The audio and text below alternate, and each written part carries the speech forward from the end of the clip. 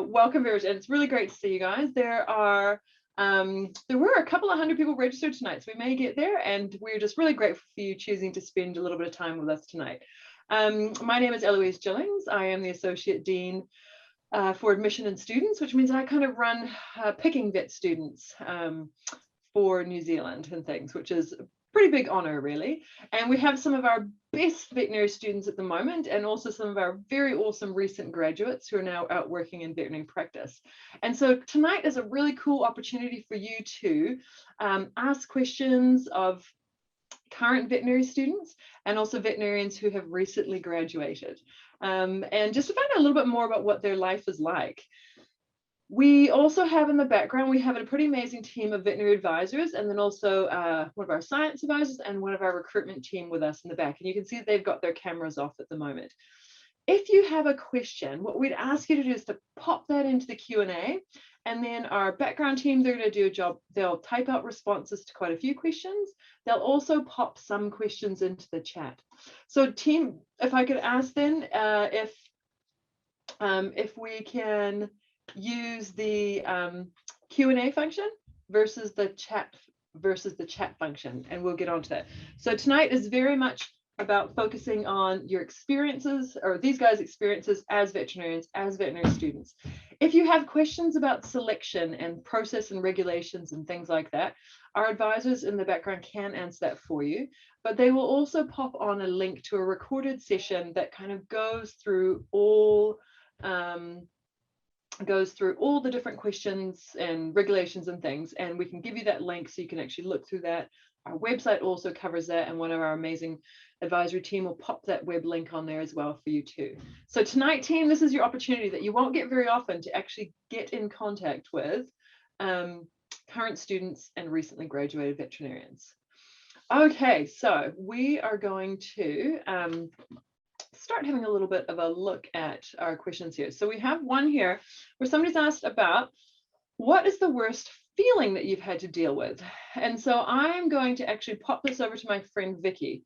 Oh, sorry, before I do that, can I just quickly get everyone to introduce themselves? We'll do a quick little 15-second intro so that people know who they're actually listening to. So I'm going to start in my top left corner. Ash, can you get started for me, please? Sure can, thanks Eloise. Kia ora koutou, my name is Ash. I grew up in Kirikiriroa, Hamilton, and I started a Bachelor of Arts and then decided I didn't like that and went and did a Bachelor of Applied Science, and then when I finished that first degree, decided to pursue my original passion of becoming a veterinarian. So I graduated from the BBSc program in 2015. I then spent 3 years in clinical practice in Te Awamutu doing predominantly dairy work. And then I spent 2 years at the New Zealand Veterinary Association here in Wellington, and I've spent the last year, just over, working as a technical veterinarian at Fonterra. Awesome, thanks Ash. So Ash is a recently graduated veterinarian. Elise, can I get you to go next, thanks? Hello, I'm Elise. I'm a fourth year veterinary student. I did not get into vet the first time that I applied, so I did a Bachelor of Science. I then graduated with that and worked as a riding coach at the Riding for Disabled, and then decided that I was going to give vet another go, and I got in and am now in my fourth year. Awesome, thanks Elise. And actually we might still have a fourth year student, Oscar. Hello everyone, my name is Oscar. I'm originally from Auckland, but yeah, we moved here from the Philippines about 6 years ago. I originally was doing engineering, but quickly decided that was not for me, and worked full-time instead in retail, and then tried for vet school in 2018, and here we are. Awesome, thanks Oscar. And we might go to Daniel. Good evening everyone, my name is Daniel. I'm in my final year of vet school, and I originally come from South Africa. We moved to Warkworth, and I grew up there just north of Auckland. Awesome, thanks Daniel. And coming down the years, Jenny. Jenny, if I can get you to introduce yourself. Yes, sorry, I was just waiting for my tea to boil. Hi guys, my name's Jenny, and I'm currently a third year vet student.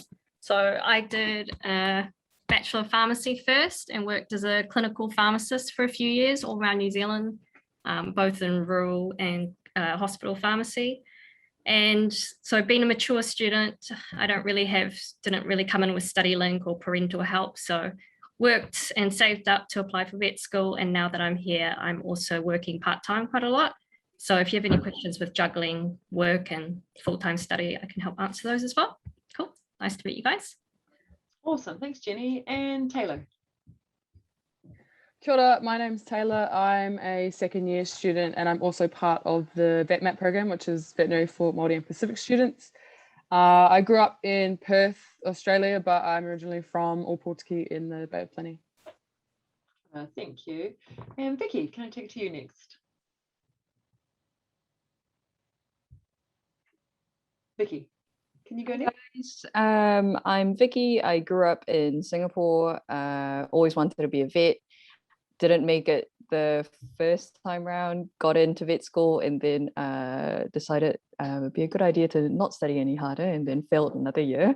So I spent a grand total of about 7 years in Palmerston North. And now I'm practicing as a vet in Auckland. Yeah, despite all the failure, I like to think I'm an okay vet, so there's hope for you guys yet. I also do quite a lot of work around veterinary mental health and well-being, so happy to talk about all that. Thanks, Vicky. And last but definitely not least, Alistair.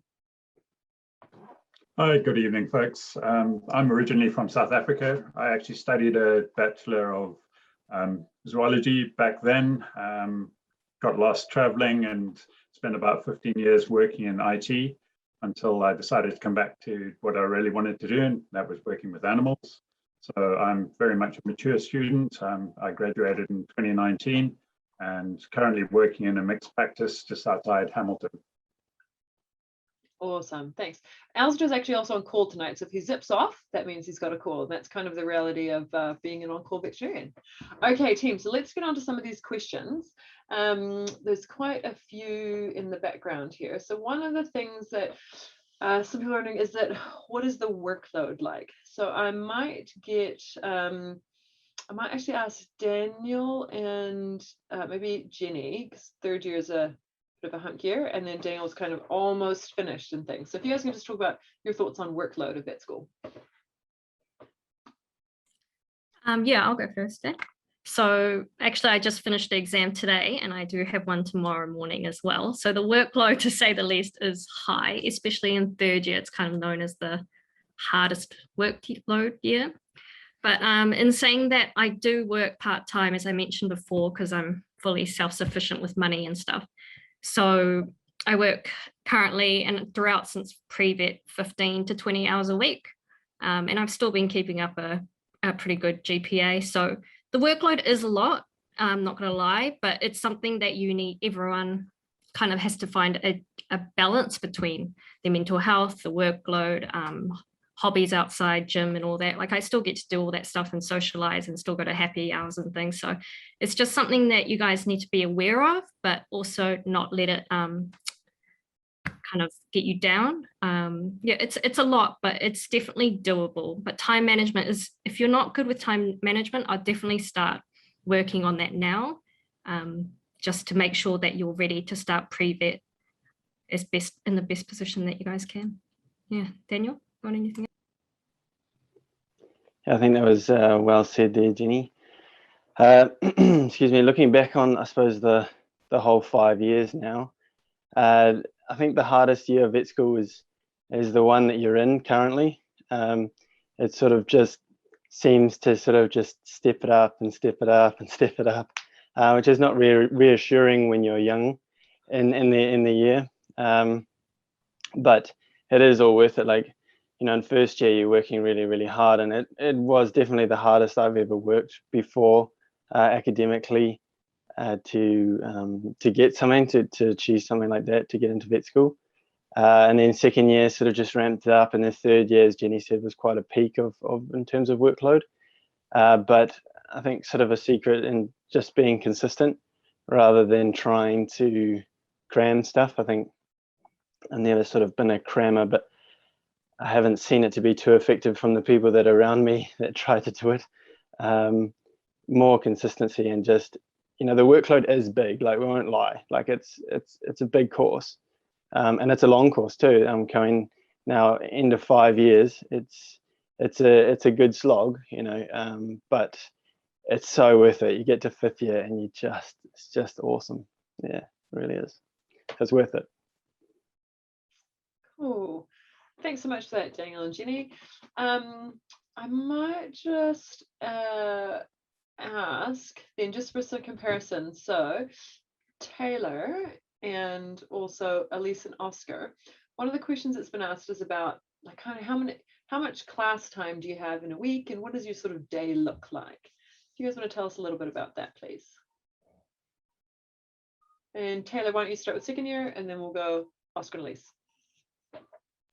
So at the moment, we actually don't have that much contact time, not just because it's still level 3, but because one of our courses isn't included in our in-class timetable because that's online. But we do have around, I think it's 25 to 25 hours a week-ish contact time with the classes, but it's honestly, like, it's definitely manageable. It's not horrible. I can't speak for 3rd year, but for 2nd year at the moment, it's pretty manageable. Awesome. Then Oscar, thoughts about that? What does your days kind of look like? For us recently, like because of all the COVID stuff that's happened, especially last year, a lot of the protocols, a lot of the courses have had online options for them, which has been great, especially for reviewing stuff. So that means that for me personally, I thrive in listening to lectures in my headphones because I feel like that is like the lecture is right in my ear, so to speak. So it keeps me focused, keeps me my attention span like on the lecture. So in terms of contact time, for me personally, it's been pretty much 0, but my workload in terms of keeping up with the schedule is still pretty much there for sure. I still follow the weekly schedule, which is about roughly for us 4th years, about maybe 15 hours a week, excluding the practical sessions. So that's still the amount of time that I am like in contact, so to speak, with my lectures and things like that. Would you agree, Elise? Yeah, see, I'm definitely a face-to-face learning person. So if the class has an option of in-person, I will be there. So I do find that, travel time to get to uni and stuff, it does end up making it a bit of a longer day. But yeah, we definitely 3rd year was a lot. And now coming into 4th year, it's kind of like, a little bit more relaxed, like still a lot, but yeah. Awesome. I might just switch tacks and throw a question out to our veterinarians. So someone's asked about how you guys cope with the stresses of being a veterinarian. So yeah, so I might flick that through. Alistair, if you want to start us there, then Vic, then Ash. Thoughts about how you guys cope with stresses of being a vet?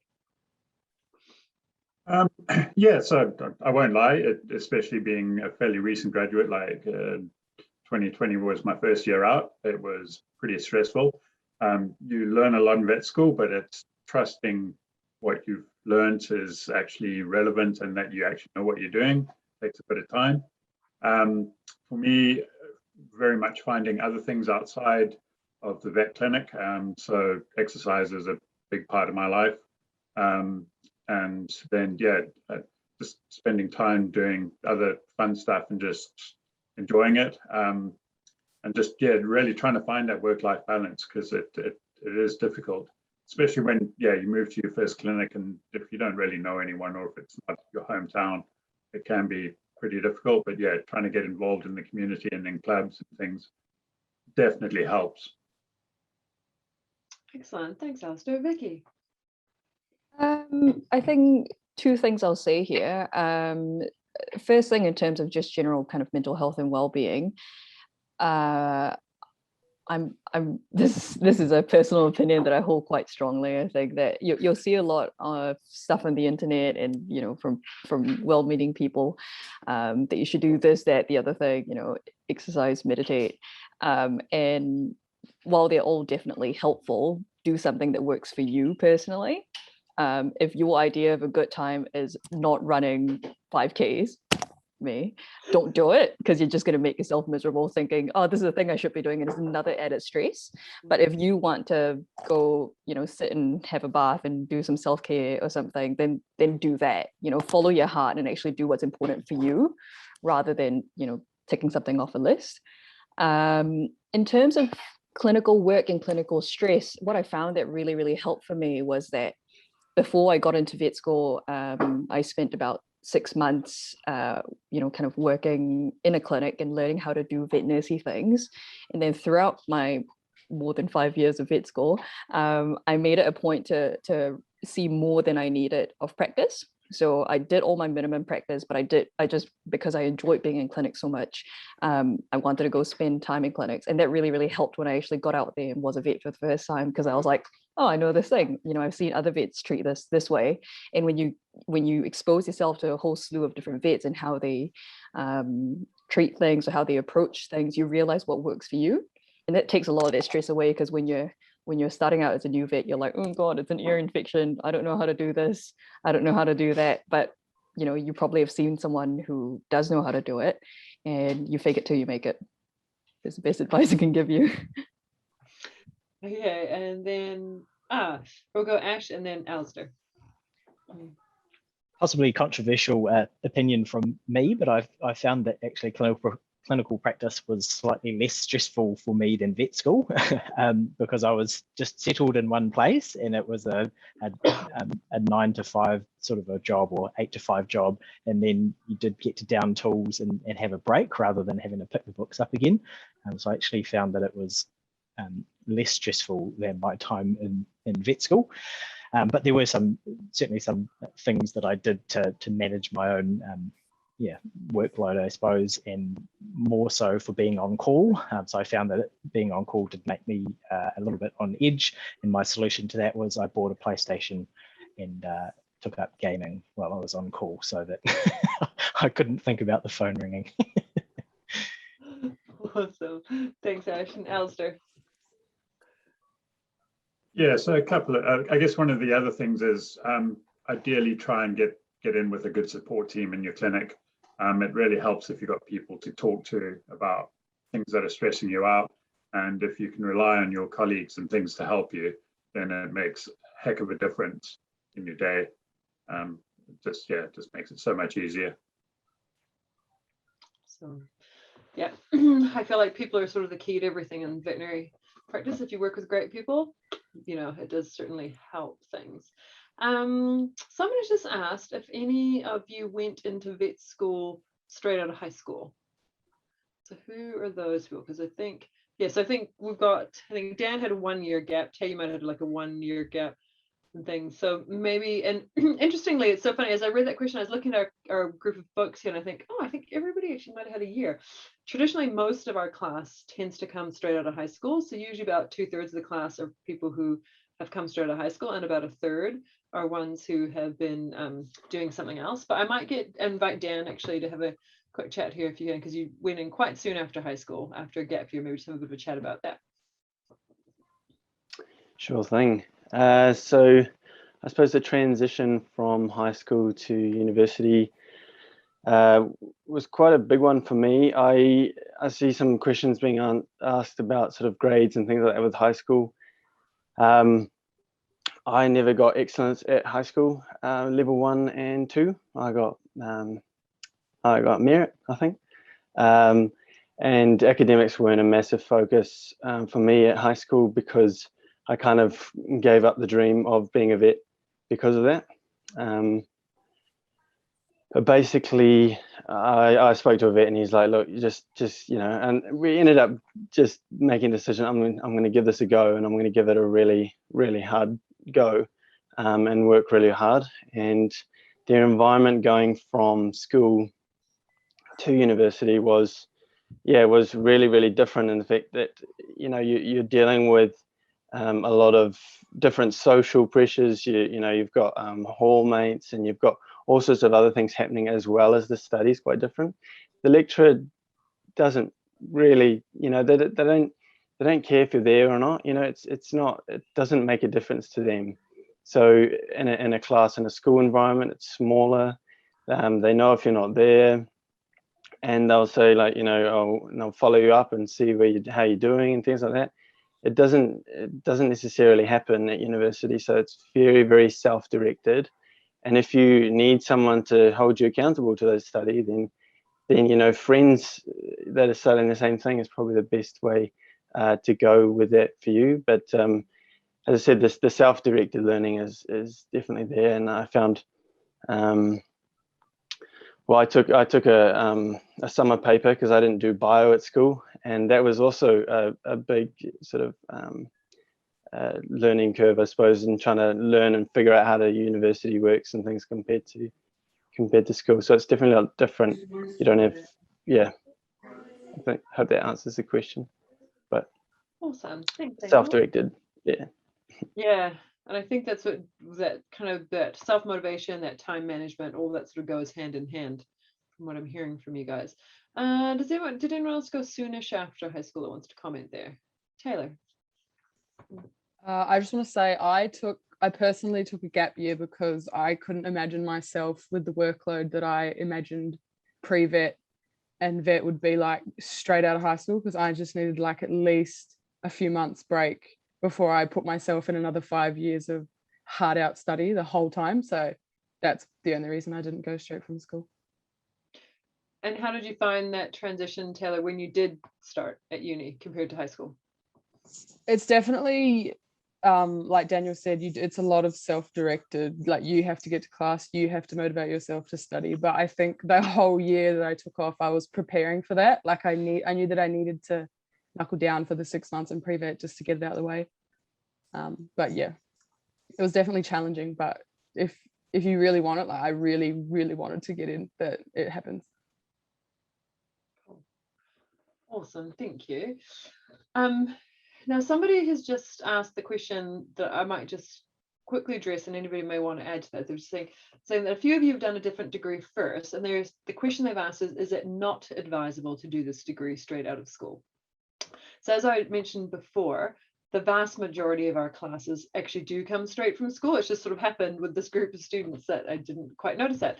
I think so around about 2/3 of each class comes straight from out of school, you know, so the vast majority of these people's classmates will have come straight from school. And so there's certainly no, I guess, big reason not to do it straight from school. I think sometimes some people personally just aren't quite ready to do it straight from school. Or, you know, what I often hear is my parents wanted me to become a lawyer or whatever, and then I finally realized that actually I still want to be a vet, and so I'm coming back to do it. So we have quite a lot of people who come, a number of people who do it as a sort of their second career as well too, that they've always wanted to do it, they sort of got talked out of it somehow, and then they've circled back again. Taylor, I'm going to give you just a heads up that somebody just wants to talk a little bit about VetMap. So I'm going to give you a second just to think about what you would say VetMap is and how that experience has been for you. While I'm giving you that quick moment of thought, I'm going to just pop another question out here. And I'm going to put this out to anyone who wants to, so hands up whoever wants to, is I guess, what's one of the hardest things that you've had to go through either in vet school or veterinary careers? You know, things. So this doesn't have to be a personal reveal, but just something, you know, something that's tough that you think people would need to think about, or, you know, I guess sort of be ready-ish for. Oh, they're all thinking. Okay, Vicky, go for it. Oh, Vicky, you're on mute with my. Sorry, thanks for that. It's definitely dealing with people. I think a lot of the students that I see now, the pre-vet students that come and see practice with us, are getting more and more aware of the fact that being a vet is not just about dealing with animals. You have to deal with people as well. You will not have problems from animals. They're quite honest. They will either try and bite or scratch you, and they will tell you about it. But with people, you know, you will run into hostility, whether that's within the workplace or from clients, and it takes a lot of active learning to be able to deal with that. It's very easy to react, and you know, with like hurt or anger and stuff like that. But it takes, and this is speaking from personal experience, it takes a lot of I guess actual self-awareness to be like, hold on, this is a human reaction, and I'm dealing with this really stressful situation. But you will get better with practice. It's a really, without going into too many specifics, because you will definitely run into stressful situations, it is useful to learn how to cope with stress, how to talk to people and be a really good listener as well, because the vast majority of the time when people create or cause conflict is because they feel like they're not being listened to. And if you can show them that they are being listened to, even if you might disagree on an opinion front, you will go a much longer way. That helps. Awesome, thank you. I'm going to tie this in, and I'm also just going to get Elise and Vicky, because just somebody was asking, Elise, I'm going to get you first. Somebody was asking about how you manage, because I think it goes along with the hard things, how you manage the disappointment when you didn't get selected the first time, you know, and are you glad that you tried again? Okay, yeah, pretty much. I've always wanted to be a vet. So when I didn't get in the first time, like, it was gut-wrenching, like it was awful. Like getting that letter and being like, you're not in, like, I never want to feel that way again, but it does happen. And you have to let yourself feel that and just be like, okay, didn't happen, that's okay. And then you kind of just have to pick yourself up and be like, it's okay, I've got other things I can do. Like I was working towards my Bachelor of Science, so I was doing that, and then it was just like, I'm going to give it another go. If it's going to be, it will be. If not, oh well, kind of. Yeah. I often say to people when they don't get in, have a good cry. Like, you know, just feel it, because, you know, you've got to kind of move through that to be able to keep going. But yeah, it's often pretty disappointing. Vic, how did you feel when it didn't happen the first time around? I was absolutely gutted. And the thing is, I wasn't surprised to know that I didn't get in, because I did very badly in I think physics and chemistry. You know, I tried really hard to like pull my socks up with physics, got a tutor and everything, and I think eventually did okay. But I knew, like, you know, even before I walked into the exams, I wouldn't get good enough grades to actually even be considered. And then just kind of getting the letter to seal the deal was, yeah, just pretty gutting. But I think, you know, if it is something that you really want to pursue, then definitely try again if it's within your means. I think we're quite lucky at Massey to have the just the way the selection process is set out. You know, they don't stop you from trying multiple times. It's you do 6 months of pre-vet as opposed to like doing a full degree, like a bachelor's degree, and then seeing whether or not you get into a DVM. So yeah, if it's within your means and it's something that you really, really want to do, and for most of us who are pursuing this career, it is, it's mostly a childhood dream, then definitely go for it. I've never regretted being a vet. Cool. Elise, thanks, Vicky. Just another thing with that is that a lot of people that I went through with did get in, and also a lot of them didn't. And all those people now, like, I'm in vet school, but they've all graduated. And a lot of them along the way of not getting into vet school found things by doing other papers and other things, and that they were actually like, they actually wanted to do that more. So even though you think that maybe vet is the path for you, kind of just the process and everything and the journey, like, can actually also bring up to light other things. Thanks, Elise. It sort of brings to mind actually a staff member at the university who he didn't get into vet the first time, and then he went and did animal science, and he has had this unbelievable career of like international like consultation or consulting. You know, he's done so much traveling with his degree, and hilariously in 2015 he was actually made the head of the vet school, you know, and things. And so he's kind of one of these prime examples of that there is certainly life beside vet, you know, and things. And there's lots of people who don't get in that actually, when they do their alternate plan, realize that that alternate plan is pretty amazing, pretty cool, and leads to some pretty awesome opportunities. Is there anyone else who wants to discuss any particularly hard thing before we move on to Taylor with VetMat? No? Okay, right. And that is not to say there's not hard things, you know, things, because vet school is tricky, and it is demanding, and it is a huge and long commitment. So there will be definitely plenty of hard moments. I also have had a question about saying what was your best memory of finishing your BVS or of doing your vet degree. So I'm maybe going to pop that over to Ash and maybe Jen and Oscar, who haven't had a chance to speak on that. Just think about what's one of your best memories of vet school so far, or of your time in vet school, just after we give Taylor, if you can just have a little chat to us about just a quick summary to you, what VetMap is to you and how you found being a part of the VetMap program.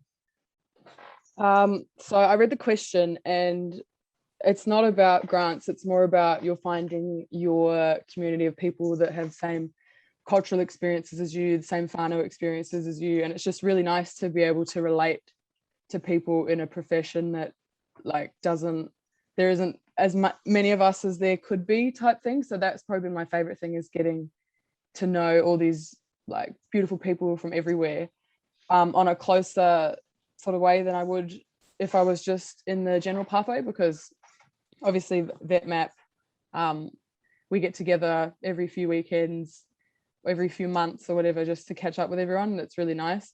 In terms of the grants though, if you did apply for scholarships, they're the best people to have as the academic reference, but they don't do grants as per se, like they don't have a VetMap grant, if that's the question you're asking. But besides that, it's honestly been probably the best decision, because I could have gone with either pathway, but I really just wanted to get to know a side of my culture that I didn't get in depth growing up, and it's been amazing. I wouldn't change it for anything. Awesome, thanks Taylor. And so with our VetMap program, we do put on some additional support and things. There are also some additional commitments these students have, you know, things like we do noho marae and things like that too. So there's, I think the biggest thing is creating a real cohort, you know, and a sense of belonging. And the reason why some people often ask why there is a VetMap program, and it's because we do have a significant underrepresentation of Māori and Pacific in the veterinary profession, such that 2% of veterinarians identify as Māori and 0.4% identify as Pacific. So that's certainly nowhere near representative of our country. And so that is why, as a profession and as a school, we are trying to make sure that people have the opportunity in the future to see themselves represented in our amazing profession. Okay, awesome. Thanks, Taylor. So some of the best memory, great aspect or something. Ash, I'm going to head to you, then we'll go Oscar, then Jen. For me, most definitely the lifelong friendships that you make throughout the degree. You're bonded with these people for 5 years. You spend all day, every day together, and yeah, the shared experience that you have really does unify you in a kind of a unique sort of a way.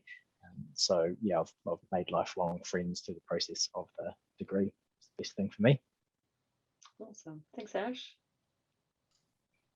I'm just gonna echo what Ash said, and yeah, it's definitely the first thing that comes to my mind are definitely the friends that I have made in this journey, and not just within our class, but also in the classes and below us, above us, our teachers, the staff, the vet staff, they're all really amazing, and you can approach them and not feel too stressed out and feel like you're going to be told off by a teacher, if that makes sense. So it's the vet community is definitely something that I will cherish long after my vet career is potentially over in the future, you know, when you retire. So yeah, definitely that's the best part of this degree. So thanks, Oscar. And Jenny. Yeah, I think I was going to say the same as well. It's definitely the friendships that you make, but also the opportunities that you get in vet school, like not just on behalf of myself, but I know on behalf of a lot of my peers, we all came into vet school thinking that you were going to be a smallies vet or an equine vet or whatnot, but there's actually so much that this degree does, like research, exotics, largies. There's literally so much that this degree can give you, and you don't realize until you're kind of in amongst it. So that for me has been really, really eye-opening, and yeah, something to really look forward to. Cool, awesome, thank you. And maybe I'm just along with that. So Alistair and Vicky, can you do something, one of your favorite aspects of your job? And then also Daniel, because Daniel's in final year, which is basically where they are sort of like acting as veterinarians. They do lots of clinical rotations and things. They see patients under the supervision of veterinarians. So also, Daniel, if you can talk about one of your favorite things about this year, about 5th year and things. Okay, Alistair, I might go to you. One of your favorite things about practice. or your favorite aspects of the job? There's actually quite a lot. So I enjoy the fact that you're learning all the time, even though you think, yeah, you've done 5 years of vet school. It doesn't stop there. You keep learning. You definitely don't learn everything in the 5 years. So that's really appealing. And surprisingly, like for me, I started vet school mainly because I wanted to work with animals, I guess. But yeah, you work with people, and you get to meet some really cool people out in the community. Especially now that I've moved into a slightly more rural role. So yeah, you've got farmers that you're working with all the time, and you get to know them. And that's actually been a surprising part for me, has been actually getting to know the people as well as the actual pleasure of working with animals. And then there's obviously the wins. When you manage to pull something back from the brink of death or something like that, then it's incredibly satisfying. So yeah, that's just a few of the things that I really enjoy. Thanks, Alistair. Vicky. Yeah, Ellis has pretty much covered all of those. I feel the need to kind of balance what I said about people being the main stress by saying that people are really I get so much satisfaction just from not just my team, but dealing with clients and all that as well. I'm currently working in Auckland in level 4, which sucks because I've had to do euthanasias in the car park because I can't let clients in, and with like an extended line, 2 meter distance, and it's horrible. It's not a way that I want to be able to do euthanasias, and euthanasias is something that I take very seriously and I take pride in doing well.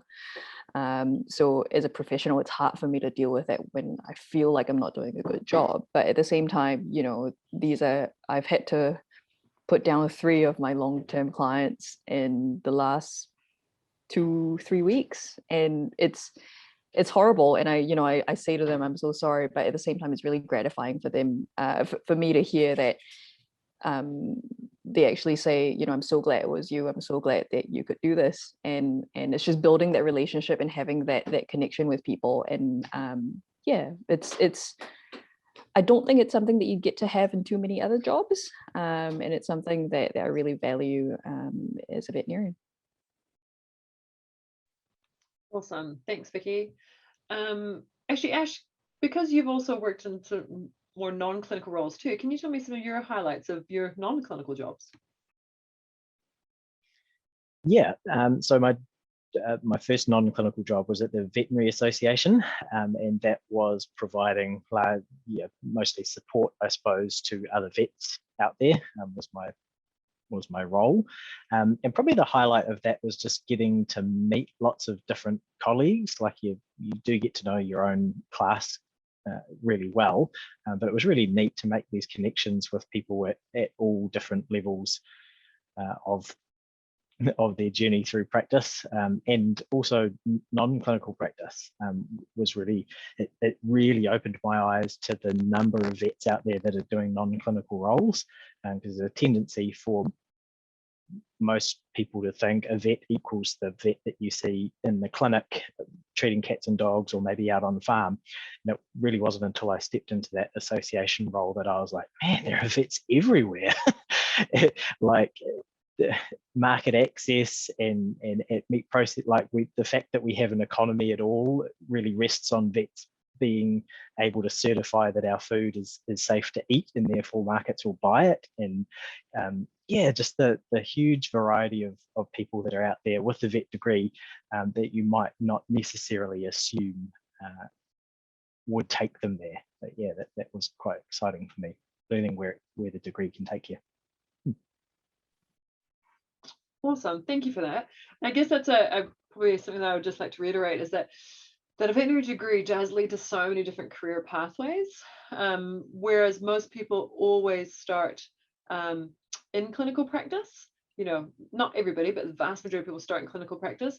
People end up in so many diverse and interesting different places with their veterinary career and things. And so, in fact, I might even just ask everybody right now, and I wouldn't be surprised if most of our students right now are thinking clinical, but it would be just interesting to see where they think they're going right now. So we're going to start with 5th year because Dan, you're almost a vet. Give it a couple months, and things that will work our way back down to Tay.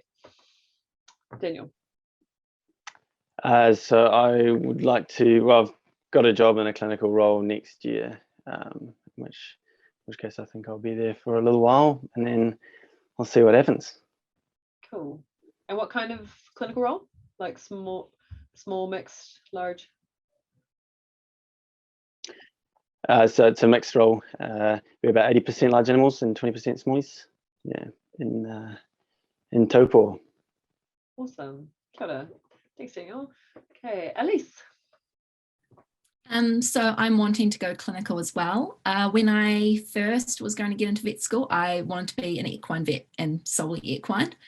The more now that I've gone through, I'm like, I'm going to go mixed for a couple of years and then probably look to go large and equine after that. Awesome. Thanks, Elise. Oscar.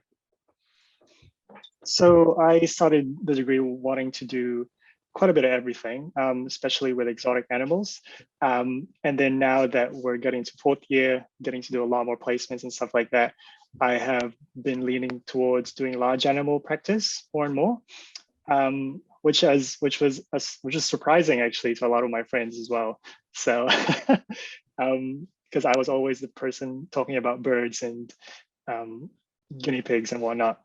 So now, so the degree just goes to show that like even within the degree, you can change your mind and you can hop from one species to another, and you're not constrained to one species per se. If you lock into like, oh, I want to do small animal track, doesn't mean you can't work with large animals and vice versa. So yeah. Awesome. Thanks, Oscar. Jenny. Yeah, so kind of similar story. I came into vet school not really knowing what I wanted to end up doing, but pretty much in first year we have to do practicals.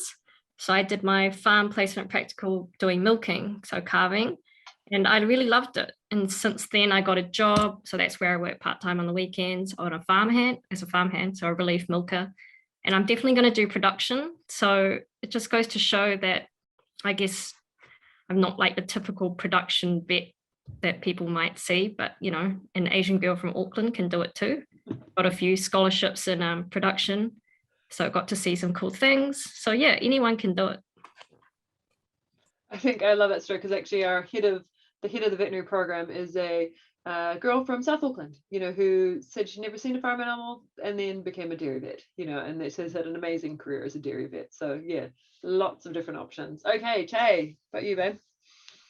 I am definitely thinking of going mixed, but I think that's just every new grad's job is to be mixed. So after that, I'm gonna probably go towards largies because I love cows. They're great.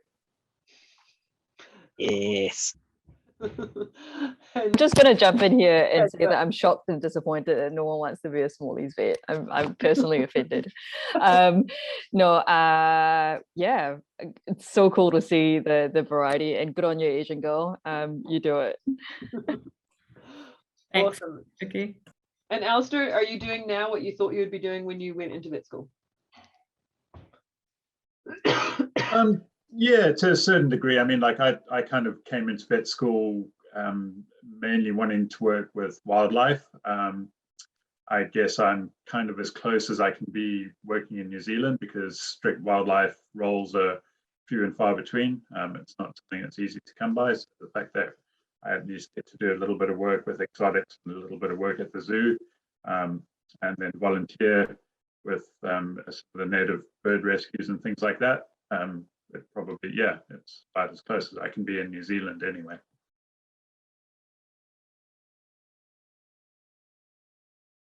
You're on mute, Ellie. Thank you very much. We all do it. One of the questions, I mean, after how many thousands of Zooms, we still all do it.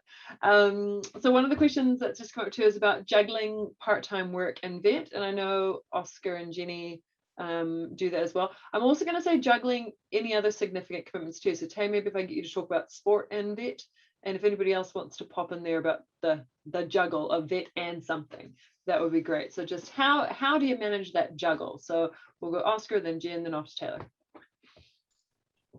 Yeah, so for me, my I work part-time at a retail shop at Bunnings. So I think my suggestion is, if you can find a job that understands the workload that vet entails, then that is the best possible scenario that you can put yourself in.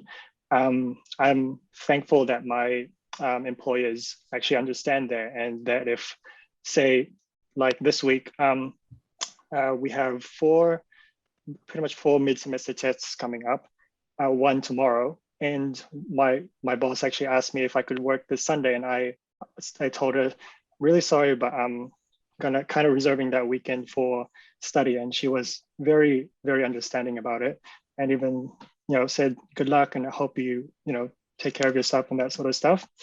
So yeah, I'm very thankful that I have an employer that can help me with that. And in saying that, I'm saying what kind of echoing what Jenny was saying before, that you just have to manage your time really well. Like you have a shift on Saturday, so that means that you're not going to be doing any study that day. So that means that you'll have to fit in that study the day before or the day after. You're going to have to sacrifice some social stuff with that. So it's just finding that balance to and allowing yourself to be like, right, I need to be responsible and not go to this party or not stay up too late or that sort of thing. And yeah, so I think that is something that you're going to have to learn as you mature, and you're going to make mistakes, and you're going to have those late nights where you're feeling really groggy the next day and you're like, oh, worth it. But you can't have too many of those, unfortunately, in vet school. But yeah, in saying that, like, doesn't mean that you can't have fun outside of those things. Like, your life outside of vet school doesn't have to be part-time either. Anything you want to add to that, Jenny? Yeah, no, all of Oscar said, I definitely agree with. Like I mentioned before, I'm working quite a lot. So I work on Saturdays at the milking job on the farm, and then Sundays and Thursday nights at the pharmacy. So I still work as a pharmacist. So definitely what I'm doing is, I wouldn't say typical of most students. I think most students in our year don't work, especially, or if they do, they work kind of part-time, maybe 1 day a week, maximum 2. I'd say if you can get away with it and, getting A+ all the way through, or if that's your goal, then, that's something that you might need to sacrifice. But I think it's definitely doable. Time management's the main thing. Like, I've got the exam tomorrow, and right now we've got calving season. So I start work at like 4:30 in the morning on Saturdays. So I know that last week, for example, I wouldn't be able to get any study done all weekend. So the thing is, I had to prepare for this test the week ahead. So what I have to do is actually stick to my timetable, my diary, and make sure that I'm always planning in advance. So yeah, really time management is the key. If you're not good at it, you really need to start getting good at it. And that's for anyone, regardless of whether you're working or not in vet school. Vet school itself is a high workload. So yeah, but it's definitely manageable. You just need to find out what is important to you. Yeah. Cool. Thanks, Jenny. And so Ellie's getting me to speak because I played rugby for the Manawatu Cyclones. But it's pretty much exactly the same as working. The only differences would be you're physically really sore, especially with rugby. You just get smashed around all week, and then you got to come to vet school on Monday and you got to muscle up with all these cows and stuff. But it's honestly, it's doable. You just have to want to do it, because I just 50-50 split, because I didn't work, luckily, so I can't say that my week was too packed. But with sport and then with vet school, it's definitely doable. You just have to want to do it. If you like, you can half-ass sport, you can't really half-ass vet school. That's one of the things that is probably the take-home message there, is you have to really try your best to get through. You're not saying you're going to get like A+ all the time, but you still have to put in the effort and put in the study and have the work ethic to make it easier for yourself to get through the degree. Awesome. And I think some good wise words there that you do have to give vet school like a serious it's a serious commitment. You know, it's nothing to be taken lightly. And it's one of those things that I would say I would never wish vet school on anyone who didn't really want to be a vet. You know, so it's certainly not a degree to do because your mum wanted you to or something like that, or because you thought, oh, we'll make good money because the money's not worth it for the experience of going through vet school. It is a very full-on commitment. You know, if you're looking for money, this is probably, if you're looking for great money, it's good money. You know, if you're looking for really good, really great money, there's other options, you know, and things that might be more fruitful for you in the area. Awesome, team. Okay. Let me just think. There's quite a lot of questions here, so I'm just going to actually, can I just do a quick little thing about tracks? And so we've got some people asking like, oh, what if I want to do birds? Or, you know, is there a way to do birds? Or is there a way to just do rural, you know, and things like that? So Daniel, I might get you to start with this one and just explain what a track is. And so I would just, before Daniel does that, I'd say that in your years 1 to 4, everybody does the same classes. Everybody has to do, you know, the fundamental underlying principles of all the different things. And it's in 5th year that you get to track. So I'm going to let Daniel talk about tracking. And then Vicky, Ash, Alistair, if I can get you just say which track you did, you know, as well too, and things. Thanks, Daniel. So. Cool, thanks, Eloise. So yeah, as Eloise said, the first 4 years of vet school, you'll be sitting in lectures, you'll be doing practicals, you'll be with the same people all the time, and you'll be, yeah, sort of learning how the sort of process works. And with 5th year, we started off with a 2-week sort of block course, in which case that was the last time I have seen, and that was in November last year, and that's the last time I've seen my class as a whole. So basically you start doing your rosters, in which case you've got to do a certain amount of weeks on, let's say, on your rural things and on your small animal things and on your on equine as well, and other rosters as well. But those are your core rosters. So those are ones that everyone does, and everybody does all those things as well. So in terms of a track, so I'm tracking production this year. There's multiple tracks that you can choose from.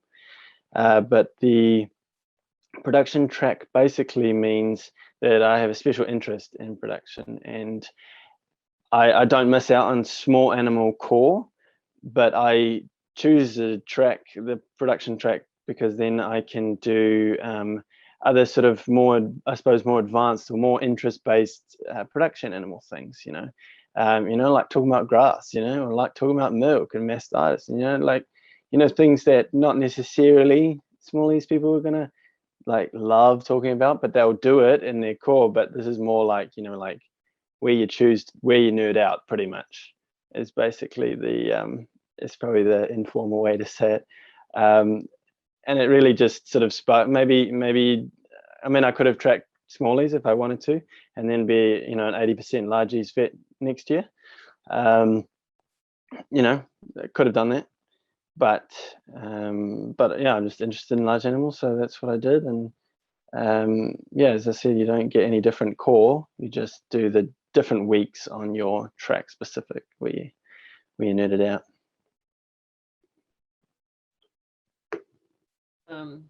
Thanks. Ash, can you tell us about your track, please?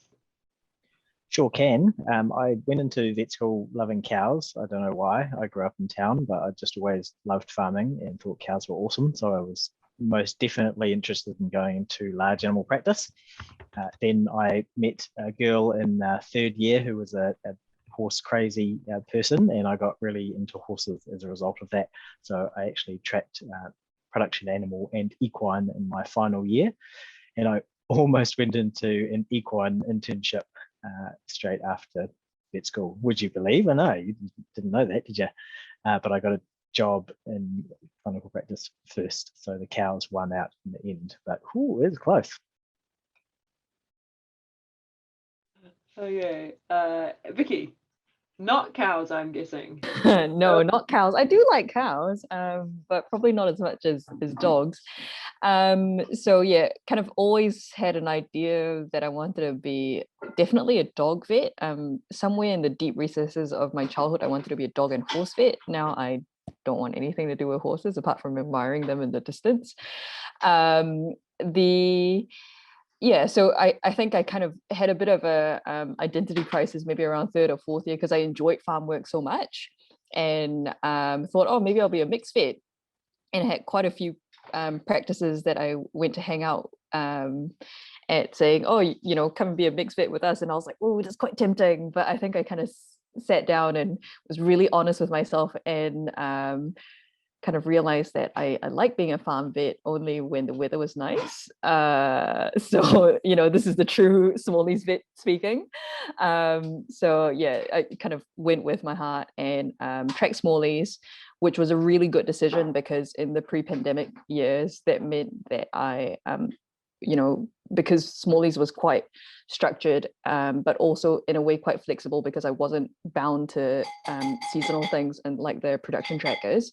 I had quite a lot of flexibility in terms of where and when I could do my placements. So I spent like 3 months in Europe doing placements in Denmark and the UK. So I think my advice for tracking is that if you know what you want to do that, and don't feel the need to track something else just for the optics. Because I know that certain people, some of my classmates, you know, who wanted to be Smallies or production only trackers would track mixed because they felt that they were going to miss out on something, and they really didn't enjoy that experience. So if you know what you're going to do and it's something that really appeals to you, just go for it. You know, you're not going to miss out. You can always, you've been equipped with all the other skills for the past 4 years, so you'll be absolutely fine. So I'm going to just on a note of that, because I think we've been using some terminology, and I might just clarify a couple of things too, because we talk about smallies and largies and production and farmies and equine and mixed, you know, and things. So we tend to use the term smallies when we're talking about like small animal or pet practice, you know, so cats, dogs, bunnies, you know, things like that. Something where you would take your animal into the clinic. Birds potentially may fall into that category as well too. We sometimes use the word largies, which is large animals, which is often means production animals, which often means farm animals, and can sometimes also mean horses, you know, and things. So there's a range of words that people are using here.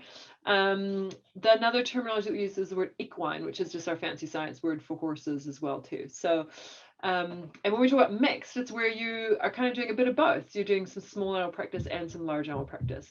And that really happens a lot. We have a lot of mixed practices in New Zealand, particularly out in communities that are a little bit slightly more rural and smaller. So instead of going to the Smallies only clinic, you know, in the suburb or whatever of Auckland or Wellington, wherever, you know, out in, let's go Hawera, for instance, they're going to have clinics that do both. So they'll work with both farm animals, but they're also going to look after the dogs on those farms too, and then also the, you know, Hawera town pets as well too. So Smallies, largies, production, farmies, equine and horses, and mixed. And those kind of conveniently sort of coordinate with the tracks that you can do in your final year too. So when we talk about tracks, we say it's what everybody picks a track. And despite your track, you still all do about 50% of the year the same. Then about 25% of that final year you get prescribed to you based on the track, like it's set for that particular track. So Vicky doing small animals would have had an extra sort of quarter of her year that was set based on doing more small animal things, versus Daniel doing a production animal track would have then had a different quarter of his year. And about roughly the final quarter of the year is up to you, and it's what they call owns, where you get to choose what you're going to spend doing that time in.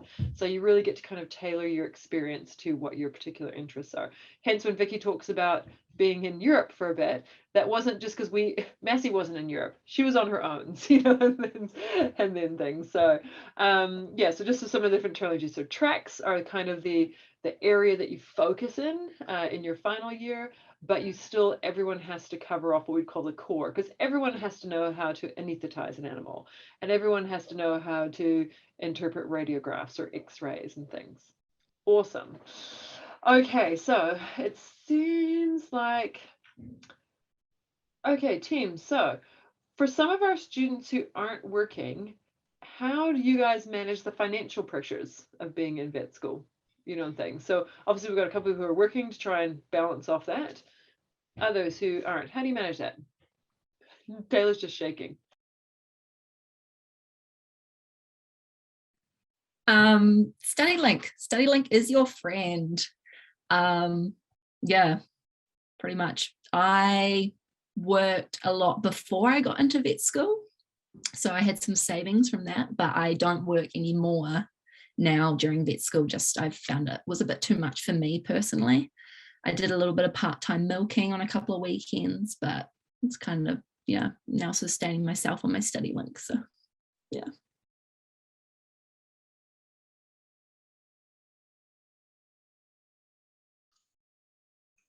Eloise, I think you're muted.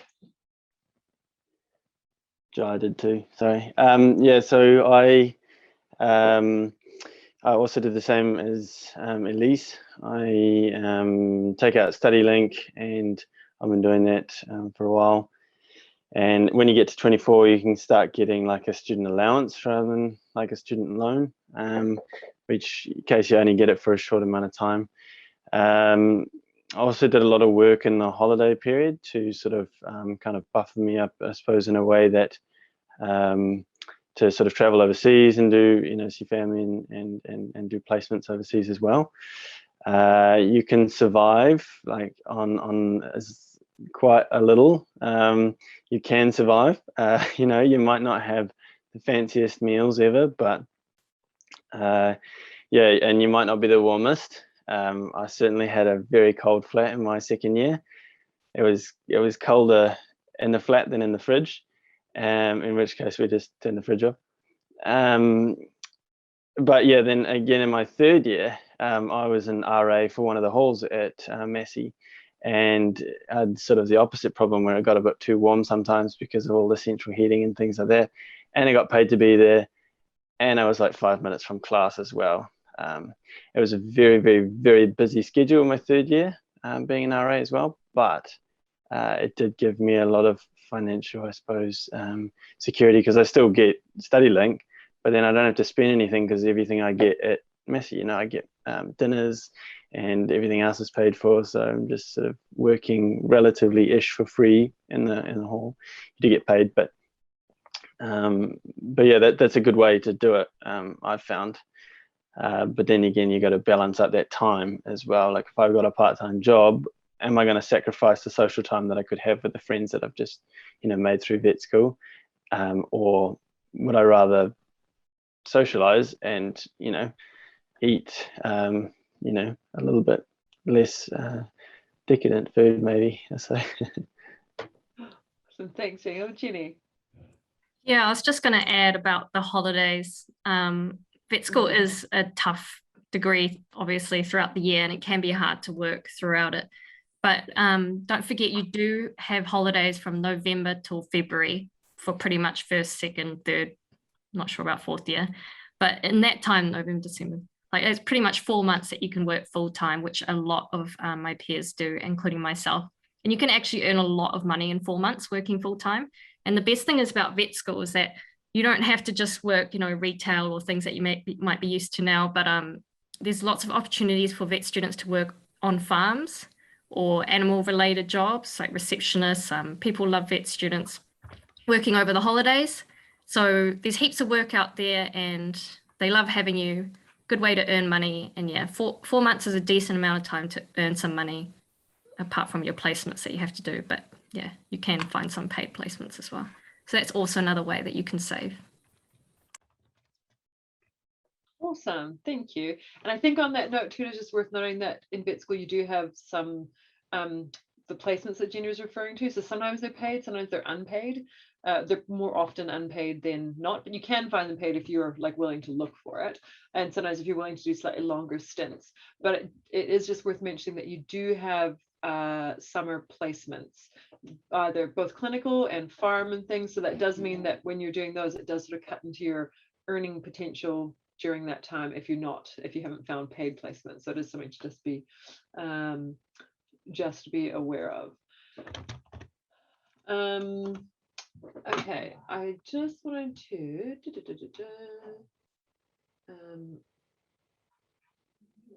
okay, there is a lot. I'm just trying to look through the ones that we've what we have done. Oh, sorry, yes. So now let's go back down to thinking about pre-vet. So we've talked a lot about, you know, sort of our experiences further on, and there's a few questions in here about pre-vet. So one thing that somebody's asked is just be, what would be your number one piece of advice for the pre-vet time? Okay, so I'm just going to put this, I'm going to leave this out as a blanket option. Just throw your hand up, we'll call on you. You know, just what, you know, I'm sure there's lots of different advice, but what's the one thing now looking back you think, yeah, that's kind of the one thing I would say to people as my bit of advice about pre-vet. Okay, so we're gonna let them think for a couple of seconds, and then somebody's gonna go for it. Daniel's in, and then Oscar. My sort of advice for the pre-vet is probably a little bit blunt, but don't muck around and just work. Just keep going. Just keep going. Like don't muck around. You know, like use the time you've got. Go to classes on time. Get some good sleep. You know, you don't have to be, you know, the socialite of the whole hall and things like that. If you want it, chase it. So just, you know, put your head down and study. That's what I'd say. That's what I did. Thanks, Daniel. Oscar. It's a little bit funny that Dan's saying that, because I was going to say that don't like just, you know, have like the horse blinders on and just look at like that and make that your like number one, like consume your whole life into that, because it is, yes, it is, it's only 6 months. Like you can definitely, like Dan's right, like don't muck around, definitely like put 110% into it, but at the same time don't forget your other avenues of de-stressing. So if you're playing sports, don't just suddenly stop playing sports. Maybe obviously like cut down your hours on that. And if you go to church, by all means, continue going to church. And if you have social nights with your friends, keep doing that, because those things are what's going to keep that drive level up while you're doing pre-vet. So it's not like, definitely it is hard work and you have to put in the hours, but at the same time, don't let it consume your life. Don't get to a point where you're going to burn out because you feel inadequate. You're not talking to anyone about your struggles and your frustrations and all that stuff.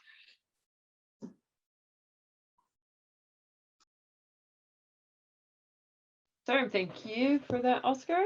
And I think you have that you got to work hard, but you also have to have something else in your life, you know, but you just can't have 27 different somethings in your life. You know, like you've got to have a little something. Okay, Taylor, on to you. I was just gonna, it's not really, well, kind of is uni related, but it's not, is like stay true to yourself, because I am terrible. I have like the biggest imposter syndrome you could ever imagine.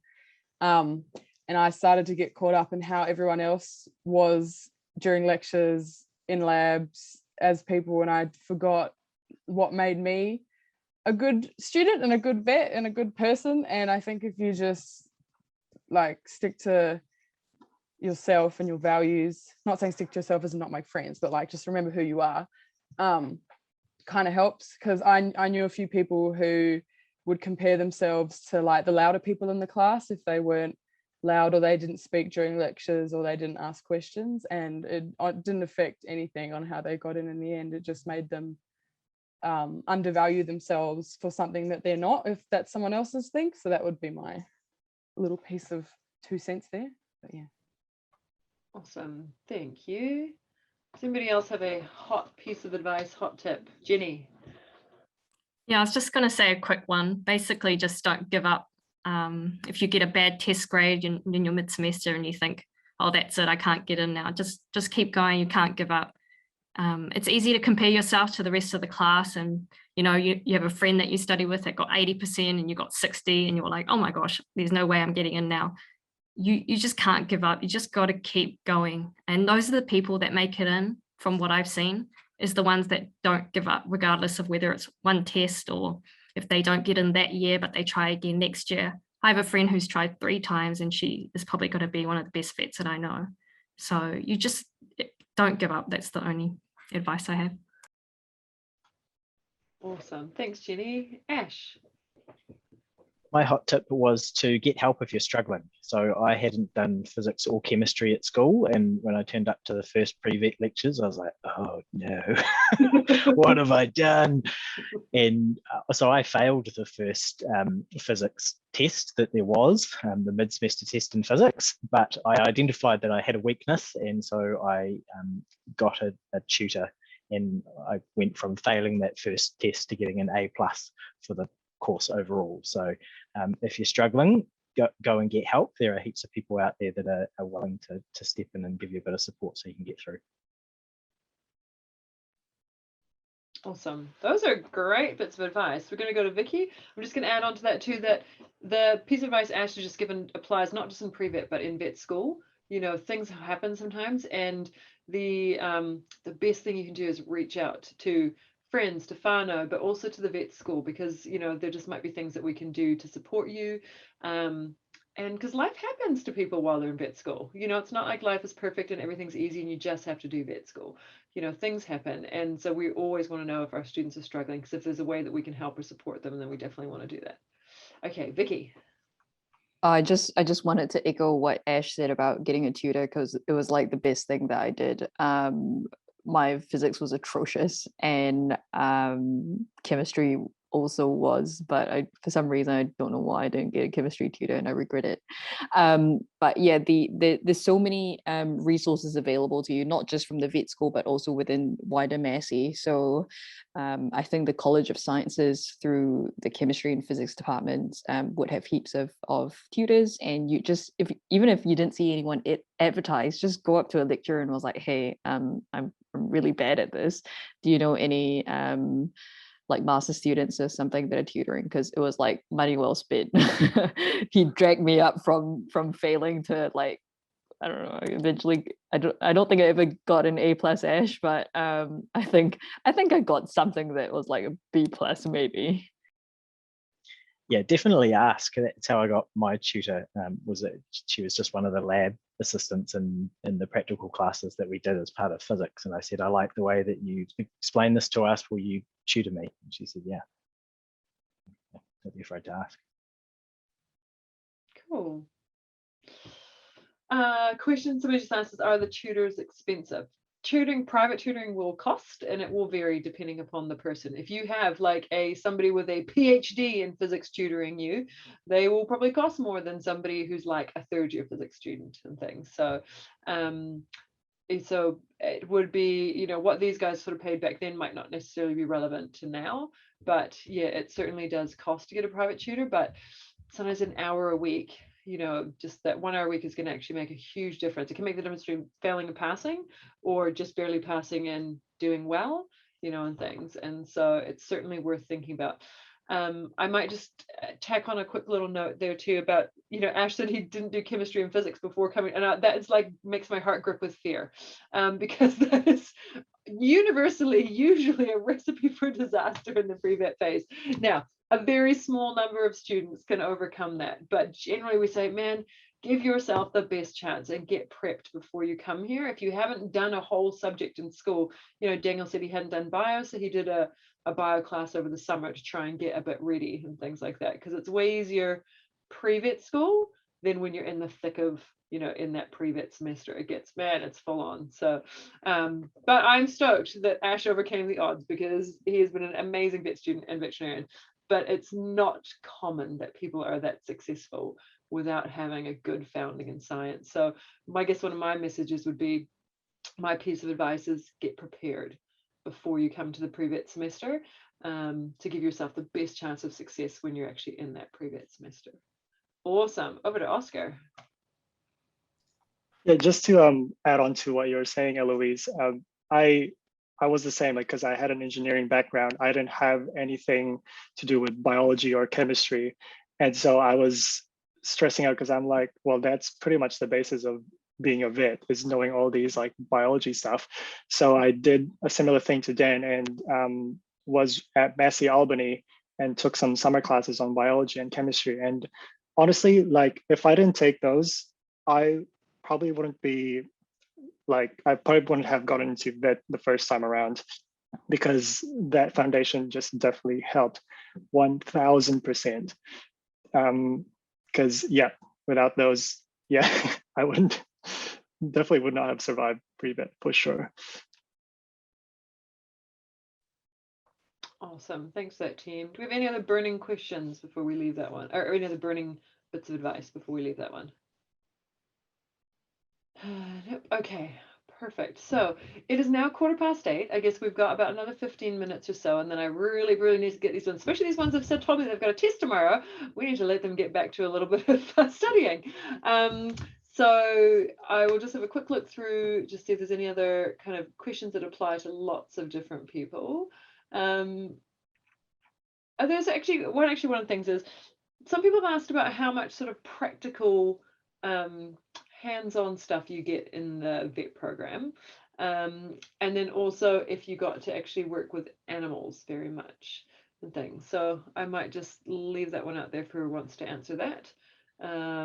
Animals, you know, the ability to work with animals, and was there much like hands-on stuff in the vet program? Okay, Ash, you're nodding, so I'm going to get you to unmute and go for it. Yeah, I can chip in. So I did it in a slightly different curriculum, so I might be moderately inaccurate, so take what I say with a grain of salt.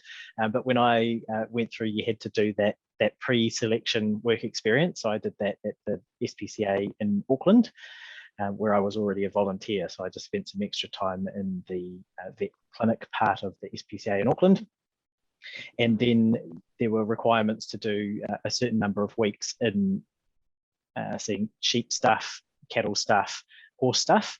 So I essentially spent each of my first 2 summers doing those practical requirements. And then for the 3rd, 4th and 5th year, just doing again, basically all my holidays going out and seeing practice. But I've really, in the latter few years, focused in on what I was particularly interested in, which was the production animals and equine. So yeah, heaps of practical experience. There's practical classes all throughout the degree as well. So yep, you're doing some classroom-based stuff, but you're doing heaps of hands-on animal-based learning as well. So yeah, no shortage of practical experience, that's for sure.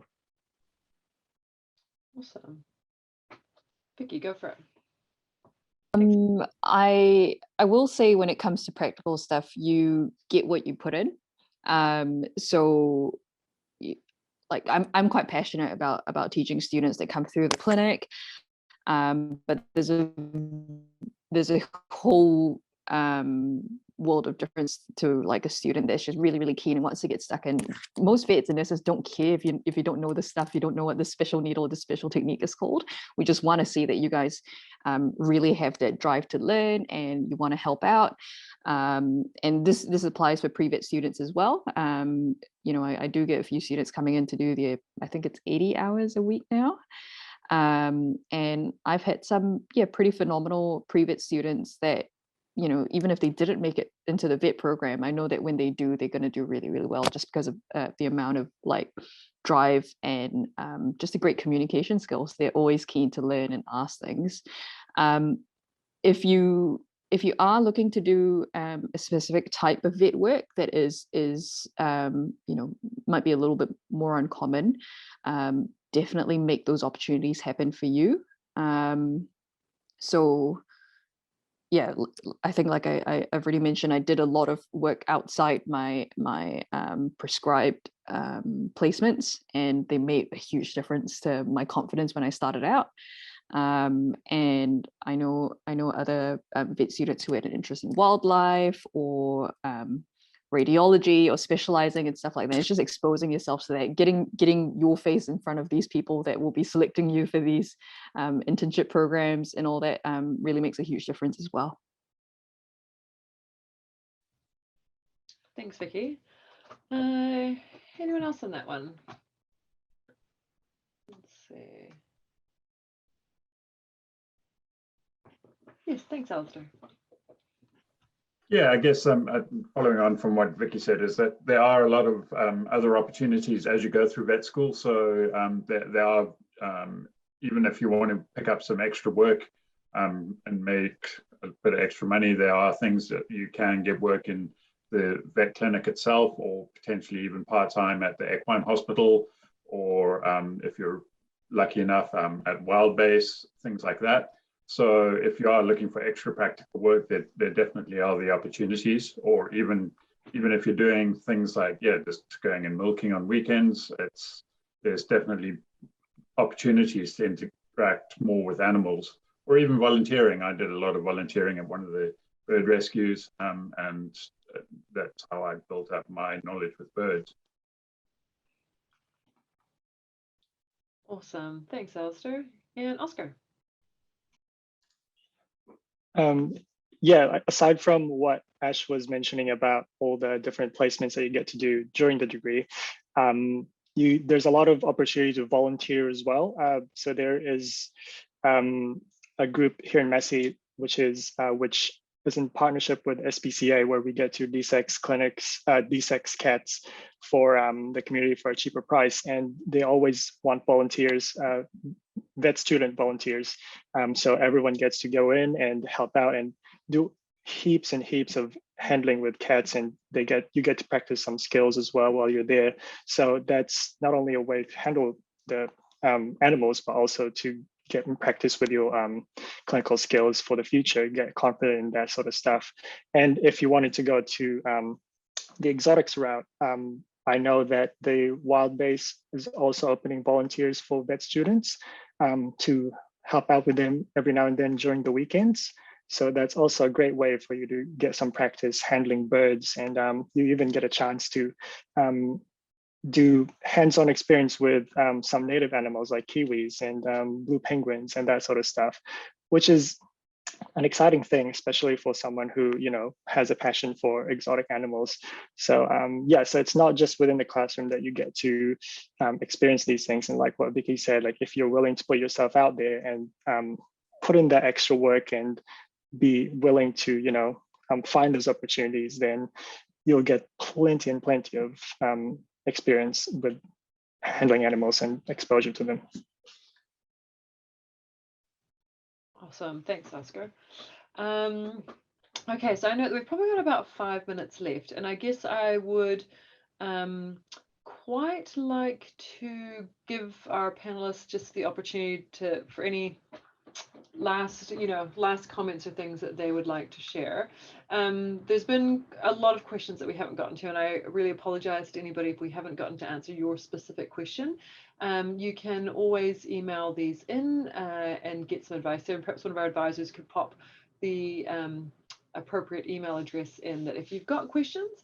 The one of the things I would also say too is that please, for general questions about the program, the regulations, about getting selected, the best place to go is to the vet school website, which is www.massey.ac.nz and then /BVSC, so Bachelor of Veterinary Science. And maybe one of the advisors could pop that in the Q&A for me as well too.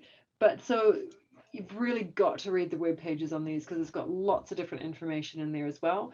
And then it will also give you guidance about who you can contact with further questions.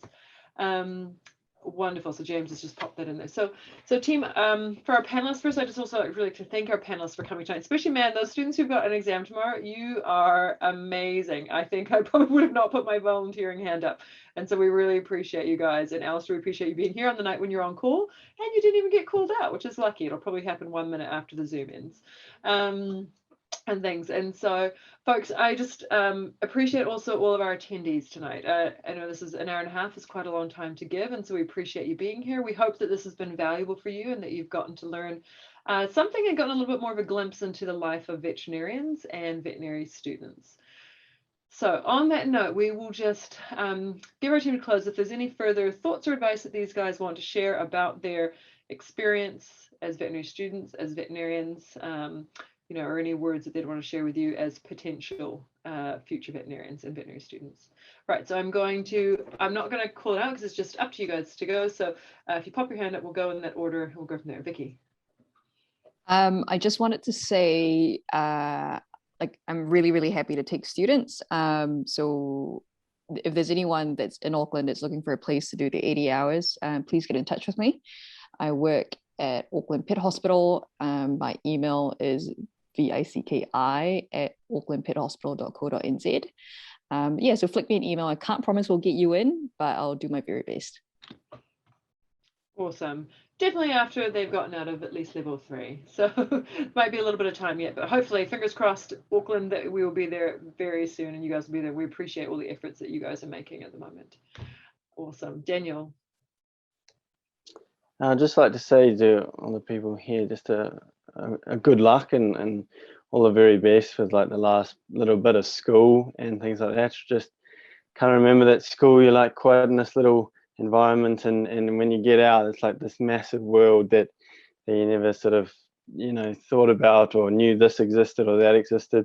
So just sort of try and be open. It's probably a little bit of a word of advice, but also, you know, in saying that, if you do know what you want to do, and you know, I did want to be a vet up until the point where I didn't think I'd get in based on academics. You know, someone convinced me that actually you can get in still. You know, school grades are not going to determine your life. Just give it a really good go, and if you want it, just, you know, work for it, as we've sort of talked about tonight.